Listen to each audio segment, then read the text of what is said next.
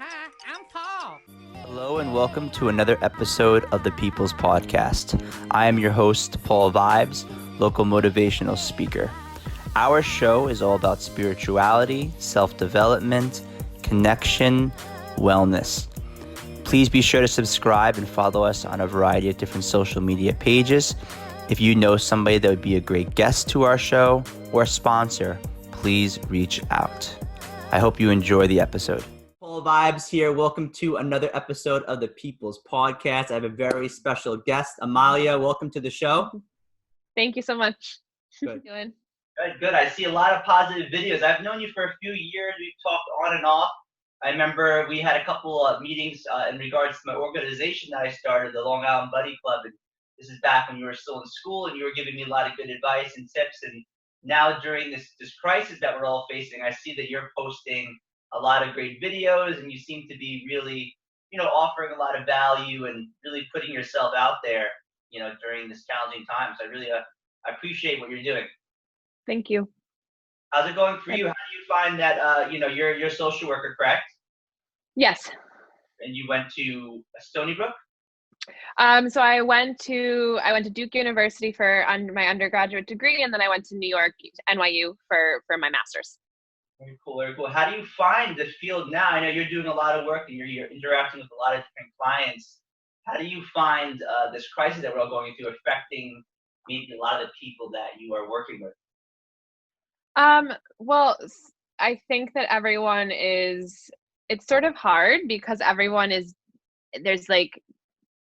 we're all experiencing the same thing, but depending on if you're a healthcare worker or a frontline worker, or maybe you're sick yourself, or maybe someone you love is sick, and maybe someone, God forbid, someone has passed away, or so we're all experiencing the same events, but with different specifics. So just with my clients, I'm witnessing just like a really broad range of experiences. But like the underlying for everybody is just this feeling of, concern for safety and just uncertainty, because we don't know, right? We don't know when this is going to be over. We don't know what things are going to look like after this. And so it's been interesting because I'm a yoga teacher also. And normally I sort of keep that separate from my clinical work, because honestly, people come to therapy for therapy, right? They want, and so I don't want to like ever push something on people. But I've been sharing more of the yoga stuff because this is what yoga helps us do, which is like in the uncertainty, in the discomfort, like, can you sit with it? Mm-hmm. So I've been talking to people a lot about meditation. I've been talking to people a lot about breathing exercises, and because there's not much else we can do right now. Like this is the situation we're in, and we can really just take it a day at a time at this moment.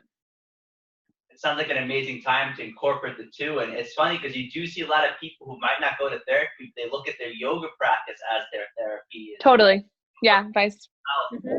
As you know, a lot of yoga studios, I just had the privilege of having some guests from Inner Spirit Yoga, one of the managers of the instructor. Oh, cool.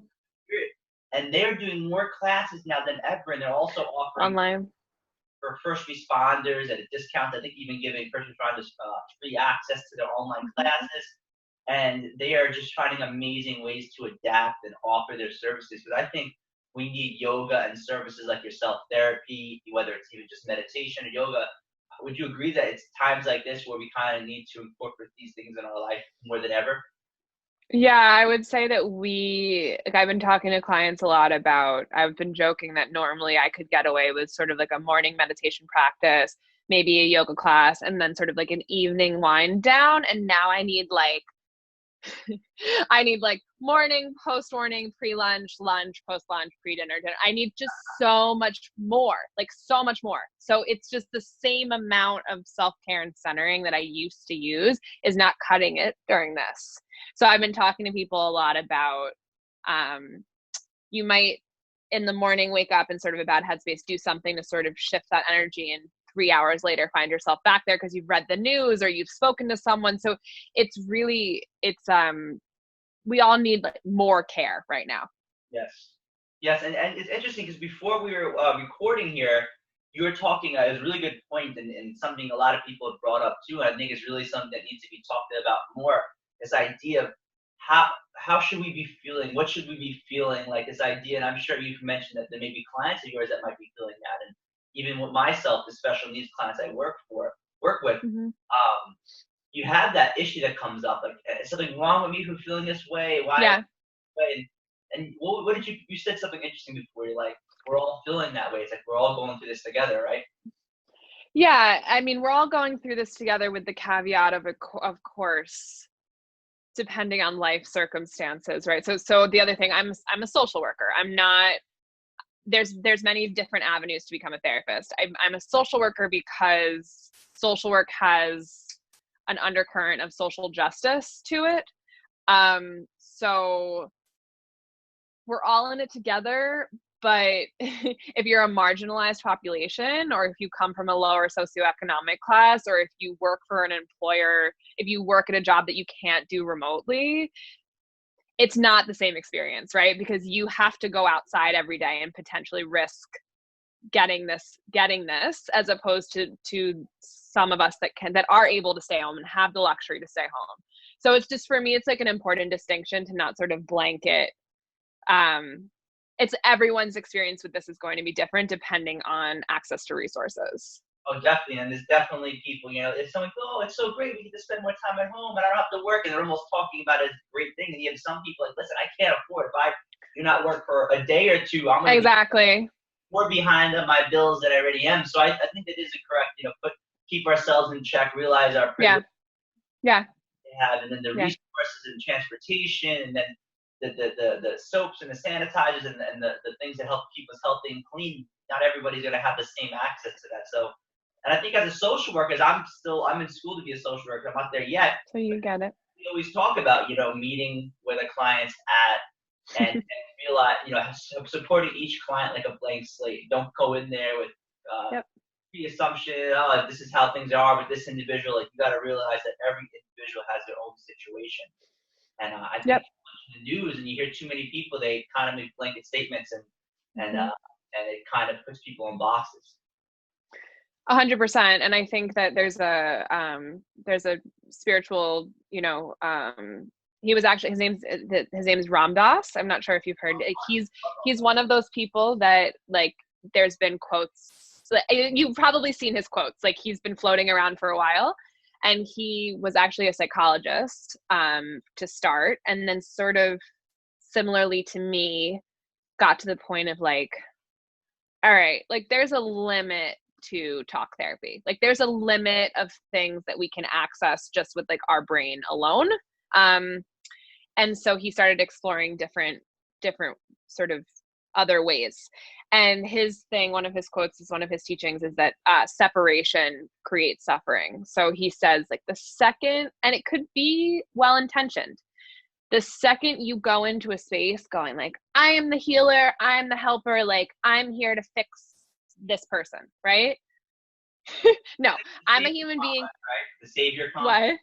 The savior complex. I'm a human being, you're a human being. And also, this for me has been, and like, we can have awarenesses and still fall into traps. This has been very humbling for me, because as a therapist, I'm used to having like some semblance of authority and maybe authority is the wrong word, but expertise, right? And I don't have any expertise in this. I don't know. I'm living it with my clients, right? So it's sort of, all I have to offer is like my humanness, right? And so it's been this realization of like, oh, this is not about like I'm the expert and like this is about like we have this shared relationship in which I'm like helping to guide you, but you're doing the work. It's not about me. Yes. I like that, man. I gotta show my professors this conversation we're having, because it's exactly. I mean, you should teach one of the classes eventually, because this is the stuff that we're talking is we're not leading the client. We're walking side by side to support next to them. Yeah, we're walking side by side, and I gotta say, and as you know, I do the work with special needs clients, and I have to say, and I mean this, I genuinely mean this. I sometimes walk away from doing the work that I do more, and when I give talks, even more, I feel that even strongly. I walk away, I feel like the one being motivated. The stories that I hear during the talk, because I'm very interactive with my audience when I'm giving a talk. And then afterwards, when the students and the teachers come up to me, it's like, oh my God, it's like, I feel like I'm the one walking away with all this knowledge and information. I'm like, hopefully they don't feel chipped, because, the philosophy of, I'm the student of everything, the master of nothing. That may sound like a knockdown to knocking myself, but that allows me to stay humble and realize that I do not know anything, and always nothing. But none of us really do, right? And sometimes all it takes is, because we're human beings, and that's a lot of what actually Ram Dass, a lot of his teachings are on the ego. A lot of yoga teachings are on the ego, right? And this idea of, all it takes sometimes for me, and because occasionally, I'm human, so I'll get on my high horse a little bit, and all it takes is for me to watch one of his lectures or read a book, and I'll be like, oh, right. It's it's important. I think it's important to always have guides and teachers reminding us of how little we know. Eckhart Tolle was the big teacher for me, and Ram Dass as well. I know he passed away recently, but Eckhart Tolle for me has been a big part. I got his books. I always give away The Power of Now and New Earth, and as you know, he talks a lot about the ego and our thoughts and how much in our heads. And speaking of therapy and social work and all this stuff, for me, and I'd like you to add on this and talk about this as well, is I noticed for myself, I can't speak on other people, but I just noticed that it's a similar thing that other people have, is so much of our suffering doesn't come from the reality of the situation all the time. There's definitely suffering that comes, right? The coronavirus, example, disease, disaster, right? But I've noticed for myself, most of my suffering is caused by my mind and the way that I'm thinking things and interpreting things, and I'm ruminating on things, obsessing about things. Yes, it's kind of like it's like when you think a situation is one way and then you find out that you're totally wrong. Like, oh my God, I felt all these emotions in this way. And I mean, is that something you could talk a little about how often when you're working with clients, even with yourself, that you help them work through their perceived, problems or challenges? Yeah, I always say to my clients, it's my ultimate goal, because these words heal and fix and change and grow, they have this almost inherent judgment in them, right? It's you're not good right now, so you have to be different. And I always say, one of my one-liners is always there's no past tense of healing. It's just not a thing. It's this is a life, once you embark on this path, you're doing it forever. I hate to break it to people. People don't really want to hear that, right? But it gets, what? No finish line? There's no finish line, which is also a very funny conversation. I just had this week with a client, which actually I was so impressed by him, because it's very rare that people actually say this out loud. Usually, to be perfectly honest, they'll just leave therapy, right? Because this PSA, the beginning of therapy and any kind of healing process is horrible. This is something that I really I need to spread in the world a little more, because it sucks. Because what happens is you come in and all of those things you've been avoiding, some of us 30, 40 years, you got to bring them up again. You got to talk about them. You have to re-experience them so that you can heal from them and put them behind you. But at first, you just feel like shit. You just feel terrible. This is a really good really good advertising for myself. But so I say to my clients all the time, I'm you got to give me at least a couple months, because it's not going to feel good at first. And that's a conversation I have a lot, which is, so this client said to me, he said, basically the subtext was, am I doing this right? I don't feel good. And I was like, what a brilliant question, right? And I said, yeah, you are doing it right, and I think as human beings, we're so happiness and pleasure driven. So if something doesn't feel good right away, we're oh no. Well, they want the quick, right? They want to walk in. Yep. And I've been there. We want to walk into situation. We want to. So have I. We want to go to the gym once and be jacked. We want to drink one green smoothie and be healthy. I want to see you one time and have all my problems fixed. You're telling me that if I see you, I will walk away with everything fixed. Are you serious? I always say, I'm like, there's no magic wand. The only way out is through. Like the only, and it's So it's just an interesting. I have completely forgotten what your original question was, which is typical for me. Let's talk about that. Like, I mean, I want to continue this. You're talking about how it's an ongoing process and how things take process. Time. Oh, I gotta say, yeah, continue. No, this is what I was gonna say. This you said there's no finish line. Yeah. And what I talk to people a lot is like, there's no finish line, there's no gold stars, there's no grades, there's no like, and it's like one of the few things. And at the beginning you're like, why am I doing this? Right? Because our society is so reward driven, right? You go to school, you get a degree, you go to work, you get a paycheck, right? So this idea of, okay, I'm in therapy for why am I here? Right? Like what is this for? And to respond with like general peace, right? And I said to my client, I was like, I can't give you a timeline. There's no finish line. What I can say is that all of a sudden you're going to find yourself responding to things just like someone will lose their temper with you and you'll respond with kindness. Yeah. or like an emotion that, or you'll remember something that used to be like so painful you couldn't even think about it, and you'll just go, oh yeah, that was hard, but like it won't have that same hold on you. And it's not, there's no like specific benchmarks. There's just these moments of like, oh wow, this is not as hard as it used to be. Yes, it creates space and allows you to handle life. And I have to say for myself, going to school for social worker, as a social worker, they say that every social worker should have a social worker. And to me, that was the best. Yes. As a child, I had it, like most young adults dealing with stuff, I needed to have that as a young adult. But then there was a big gap in my life where I didn't have a therapist. And then when I started going to school, I think I was going to get a certification as a substance abuse counselor. And it was at that time I seeked out a therapist and I found one. And what was amazing was I didn't see him I had this crisis I need to work on. I knew spiritually that if I'm going to be in a position where I want to be helping people and growing and, advancing in this field, I want to have my tools sharp and then also have, yes, when things start to arrive, because as you know, life is challenging and life has challenges. For me, I wanted to have that person to go to every week so things don't build up. And I got to say, totally. Where I go, I'm like, oh, I'm so glad I got my therapist on Wednesday. But to add to that about the whole kind of fear that people have, and I think people still is a big stigma, and there's a lot of taboo around therapy. People, and I think the older generations, yeah.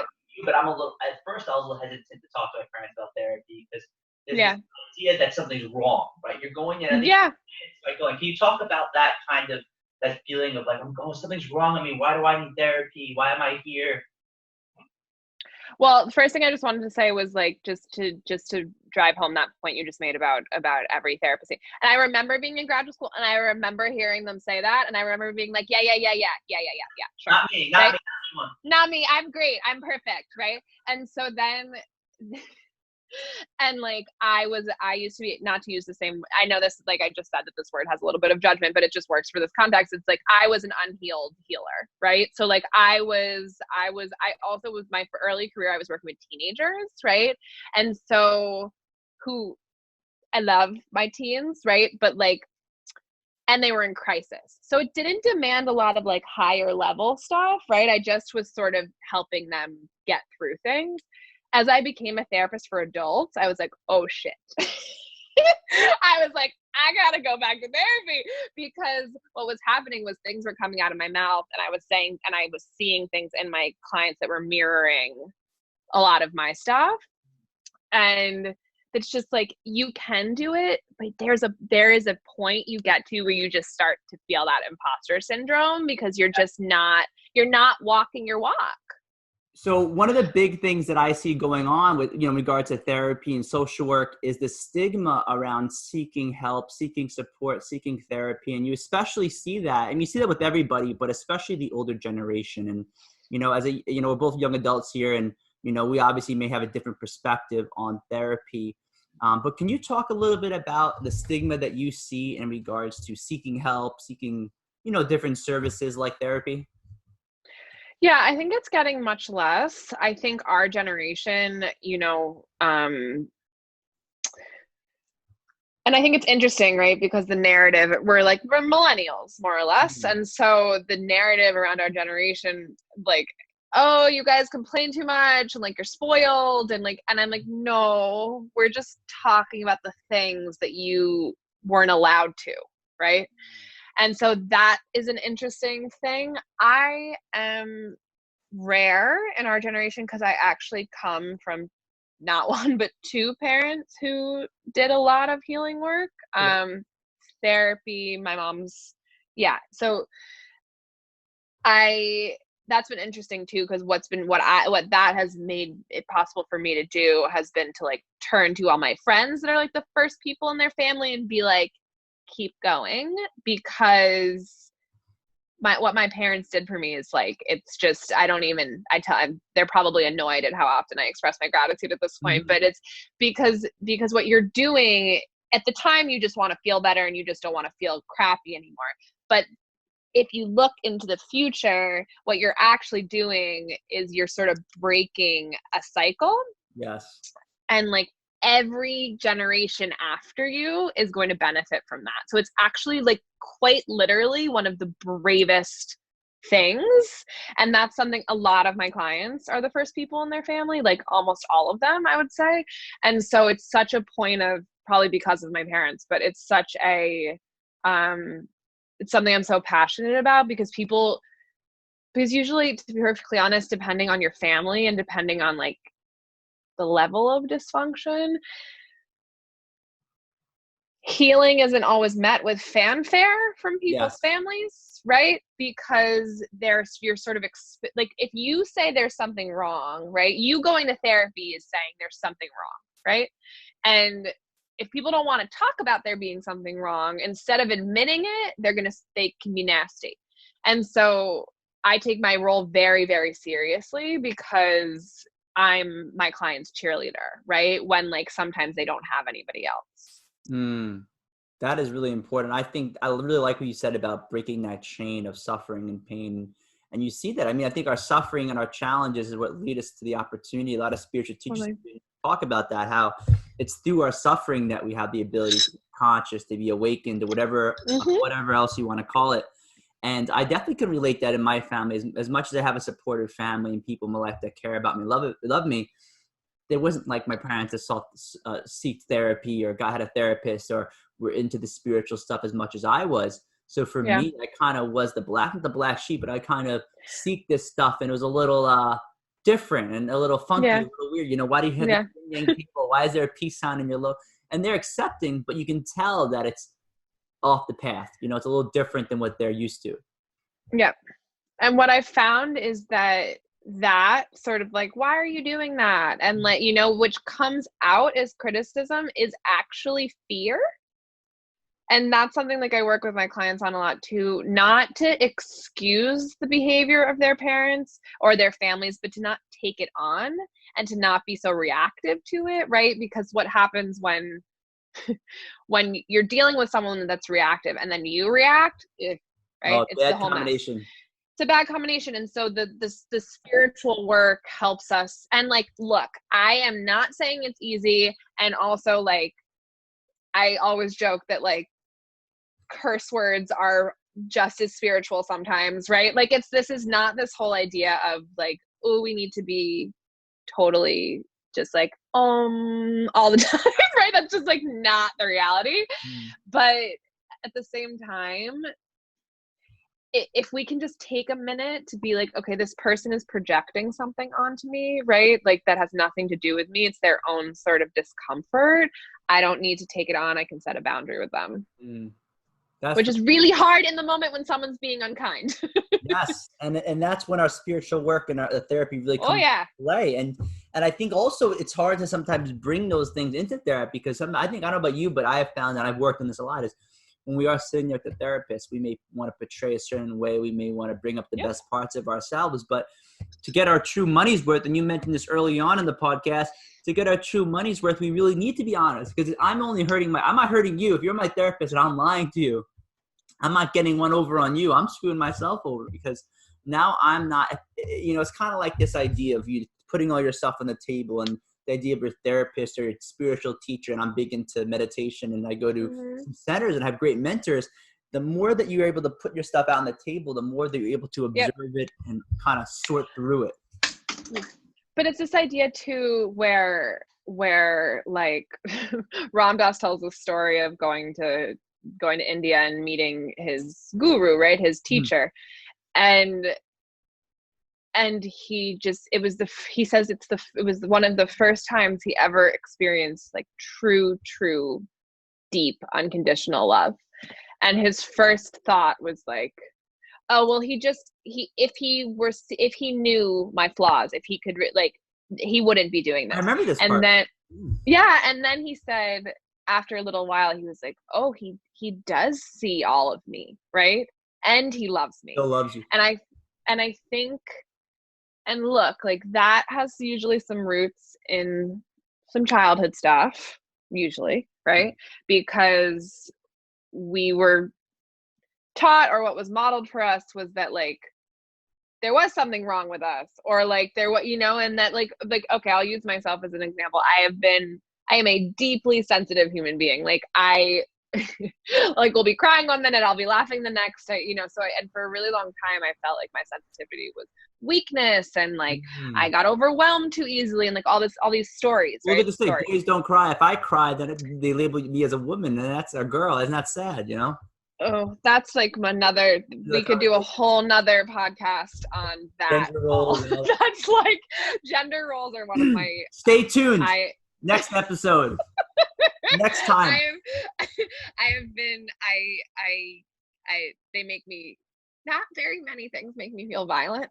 But the way that men and women, the way that men and women are conditioned and taught what's good and what's bad, and like, and it's been interesting for me actually to work with adult men in therapy for the first time over the last 2 years. Ooh, like, without going too much into detail, like, it's bad for y'all too. Like, it's nobody, nobody really, this whole, like you just said, this whole idea of being able to be vulnerable, right? And like that making you less manly or less tough, or it's crap. And what it leads to is a lot of really, really, really, really, really angry men. Because there's no other outlet. Oh, I can't hear you. Maybe the mic stopped working.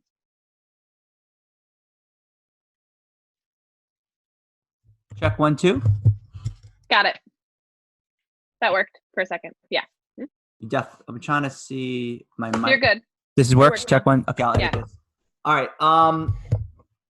Yeah, and speaking of expression and the different sexes expressing themselves, I think it's important for both genders to really express themselves, especially during this challenging time. I think there's a good example. Yeah. Listen, we're all going to be feeling uncomfortable during this situation, obviously in different levels and different extremes, but no matter what sex you identify, no matter what you identify as, you're still a human being, and you're still going to be feeling these challenges. And I think that having an outlet like therapy, having an outlet like meditation, as or any type of spiritual practice as well, can really support you during this time.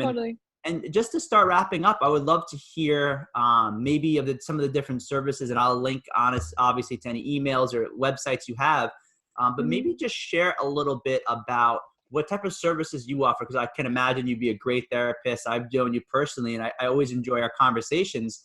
But share a little bit about the services you offer, what type of clients you work with, and then also a little bit about where they can find you. Well, so my primary work right now is with Talkspace, which is a internet, like it's an app, like it's therapy on an app. Yeah, and so there's an option for video, but it's primarily text-based, which is really interesting because at first I was like, does this work? Right? Like, will this work? And the answer is so far, I've been working with them for 2 years, and people, I'm not saying it's necessarily a replacement for in person. And the videos are still good, right? But, and maybe for me, it's because I'm a writer. So like writing is a very easy way for me to express myself and engage people. But yeah, so if I'm sharing that because we're all home right now, and it's reasonable comparatively, right? And so if people are feeling stressed or scared, and like also like because it's text based and it's an app, like you don't even say your family isn't accepting, right? Like you don't even have to tell anybody, right? You could just join. So I wanted to share that as a resource. I'm actually not taking, and I'll explain why. I have a pretty full caseload right now. Good problem to have. Yeah, it is. It is a good problem to have. I'm sort of, which I know you do also. I'm sort of shifting more into writing, and like speaking and doing trainings. And so those are the kind of opportunities that I'm looking for right now, are to sort of speak to groups. And so I've had ideas of doing sort of maybe like peer support trainings right now, right? So like to sort of train people to like be there for one another right now. Basically what I'm feeling is I have limited energy as one human being, right? Would it be that I could take on a ton of clients? I would, but I can't. So my thought process has turned to like, how can I share my knowledge? Wow. So that's the kind of stuff that, so if people have any ideas or any need for anything like that, I love doing stuff like this. Yeah. And I would love to, I think mentioning when you just talk about training and, bringing in different points of view and different perspectives and different people, having you here in the studio once this clears up with other professionals, and just doing like a little podcast seminar type of thing to promote obviously what you do, but it offers a lot of value because we could have different experts here. And if people watching this comment on maybe different things that you would like to see us do together or us do separately. But I think you're a great human being, and I think that it would be a lot of great value to have you appreciate do this that stuff more often. I think that my biggest takeaways right now for people are two things: that this is a time for coming together. This is not a time for more division, right? And I think honestly, we don't need to go down the political rabbit hole, but we as a country have become very divided, right? And we've forgotten how to talk to one another. We've forgotten how to relate to each other. We've forgotten that what ties us together is our shared humanity, which we are being very, very much slapped in the face with right now, which is basically like, we're all made of skin and bone, right? Like at the end of the day. So like collaboration and conversations like these, and going outside of your little circle, right? Like, so it's great for me to talk to other social workers. Like I want to talk to like economists and to like, right? So it's just, and how can we, because for me, how can we come together? And then the other thing is, like, I made an Instagram post the other day that just said, it's okay. Because I had said, it's okay. Because whatever is coming up for you right now, and whatever you're doing to have to get through this very, very unsettling, deeply sad period, like, it's okay. Like if you've gone back to some behaviors that you haven't done in a long time, right? Or like you're using some coping skills that maybe didn't used to be the best because your other more positive ones have been you're fine, right? Like, and that's what I've been talking to clients a lot about. Like, this is not a time for, on top of everything else that we're dealing with, like shame and guilt and self-criticism. Yes, we need to build each other up and support it. I like what you said. I think this is a great opportunity for us to come together. And, there's a positive thing to look at the situations. How cool is it through technology that we're able to have these conversations and not just keep it to ourselves, but then share it. And my philosophy is, that's not about the viewers or the subscribers. These are conversations that I would have on a regular basis, honestly. And you know that. Yeah. I just think it's amazing if one person, Amalia, can just benefit from this and get something. To me, that's what it's about. I agree. But that goes back to our conversation about ego, right? Is like the second I feel myself slipping into sharing or doing my work from a place of ego, I immediately feel like low, right? Yes. And when I shift back into service, which is what you're describing, like even if 2 people see this and it helps them, that's amazing. You helped me. So even if nobody can turn this off, thank you helped you. me. Ditto. Thank you for creating this platform for people. It's really I think this is the way, this is the way that we make things better. Definitely. And I got to say, everybody I have on, I always have people on that are way smarter, way more involved than me. And to me, I feel like that's my path is my, to have people on that are experts and not saying that you're an expert, but you have a great deal of knowledge and you're on your path and you have so much value to offer. And these guests that I have on, I got to say, I'm blown away about the energy and the passion that they bring to their role. So I hope to have you again on the show soon, Amalia. Thank you so much for coming on. Thank you for having me. It's been amazing. I appreciate it. And I'm going to include all your links and stuff. And I recommend people go check out all your work and your posts and your Instagram. Yeah, I'm working on my website, so that'll be up soon. But for right now, Instagram is where I share all of my writing and like my videos and stuff like that, so people can. I love connecting with people on there and hearing about what they need and what's useful for them. So yeah, people can find me there. What's the Instagram handle, just for people watching? So it's my name. So Amalia Sirica, one word. M as in Mary. Alia, and then all one word. Sirica. S as in Sam. Irica. Perfect. And if you can't tell, I've been spelling my name out for my entire life because it's just like. Well, it's a nice name. That was another thing, right? When I was little, right? These stories, these things and when I was younger, I hated my name. I just wanted it to be normal. And now right? So it's just, I say to you asked me something before, just to end on this. You asked me if, something about that made me think of what I do with my clients a lot as I go story, like to the point where they start getting annoyed at me because it's crazy that these things we say like they're fact, right? I'm anxious. I'm disorganized. No, like these are stories. I'm bad. I'm not worthy of love. Whatever it is, like that's not a fixed thing. That's a belief that formed at some point that we just sort of like grabbed hold of. I love that. It reminds me of a post I made just yesterday. It said, even when it's cloudy, the sun is still behind the clouds. And and there's another saying, like, nothing is neither good or bad, but it's the mind that makes it so. It's all these labels and, things totally. like that. So listen, I hope to have you on soon. Sending you lots of good vibes, Amalia. I hope you have a great day.